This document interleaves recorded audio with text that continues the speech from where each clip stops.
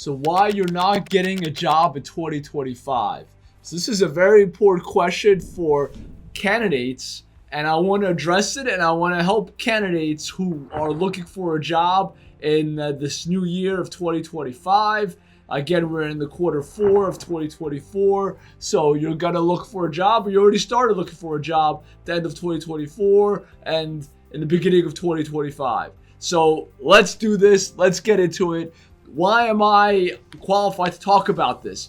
Again, my name is Dimitri Nolman. I run NewConfig, which is a successful staffing agency, headhunting firm, recruiting company based right outside of Philadelphia. And we have about 1.5 million in revenue, 10 employees, and we're growing fast. Every year we staff between 70 to 100 candidates, and that means we talk to thousands of candidates every year. And there is something different among those that get the job versus those that don't. And in this video, I want to cover why those people that don't get the job, why they don't get the job, and why they won't get the job in 2025. So the first reason that they won't get the job is job hopping. Job hopping is really prevalent here in stateside, and it's just very prevalent in the United States right now. I think it's a problem with the millennials. I'm a millennial. I was born in 1985, and it's a problem. When candidates switch jobs every year or year and a half, or sometimes every 8 months, it looks horrible on the resume. And what hiring managers are thinking is, today you switch jobs from them, and a year before you switch jobs from another company. Guess what? This year you're going to switch jobs from me. And that's not what hiring managers want. They want loyal employees that they're going to be there for years. Why else would you invest? Think about it from their standpoint. Why invest hundreds of thousands of dollars, hundreds at least, but thousands of dollars and lots of time in training new employees if they're going to leave? What's the point of training them if they're going to leave for your competition, or they're just not going to be productive? There's no reason to do that. So they don't want to do it. They don't want to train people that are going to leave. Now, I know and I understand that there are real qualified reasons why people leave. Firm got shut down, or it got bought, or you have a family emergency, someone died, or someone gave birth in your family. Something happened to you physically, where you got in an accident, or you really hate your boss. It's hell working where you're working.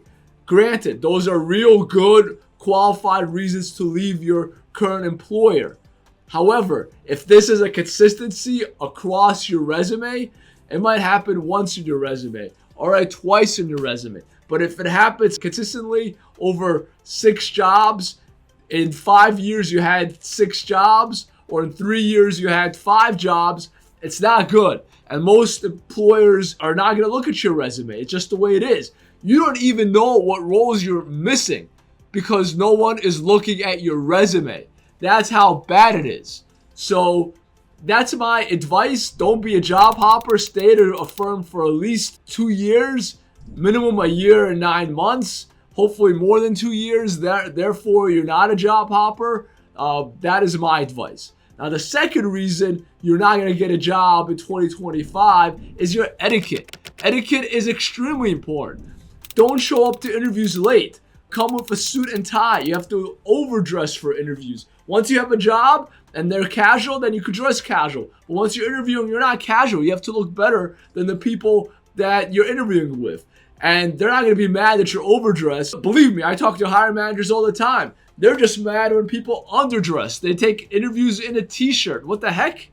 You have to overdress to get the job. Then once you have a job, it's different. But once you don't have a job, you have to overdress. You have to show up on time on interviews. People come to Zoom calls and online video interviews. They come 5 minutes late, 10 minutes late. Yeah, you're not going to get that job. You have to show up at least 10 minutes early for online meeting. If it's an on-site meeting, show up early. Show up a half hour early. It's better to be a half hour early than a minute late. Don't do that. Another thing, people are taking interviews in cars.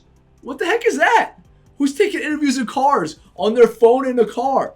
Don't do that. That's very unprofessional. Many folks that do that, believe me, I hear from hiring managers. They don't want to talk to those folks. They pass on them. Others take interviews in places where it's very noisy, where there's a lot of children involved, or they take it at a bar.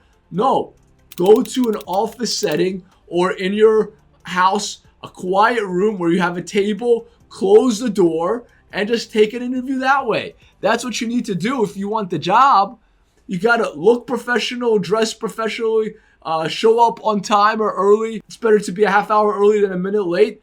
That's what you have to do to get the job. So number 2 reason you don't get the job is etiquette. You don't have the etiquette to be professional. Now the third reason why you don't have the job in 2025 is that you don't treat the job, looking for a job, as a full-time job. You can't be passive about this. If you want the job, you can't wait for recruiters to contact me. Oh, I'm just waiting. Please contact me. You can't be passive. You won't get the job if you're passive. You have to be active, active, active. You have to be applying to 20 roles a week.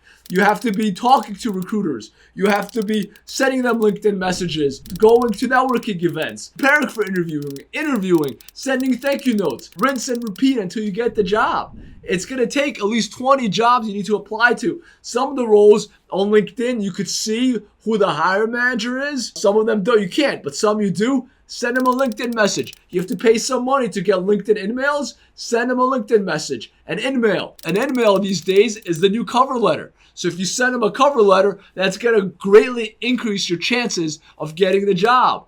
You send them why you're a fit for this role in your LinkedIn email. You attach your resume. Boom.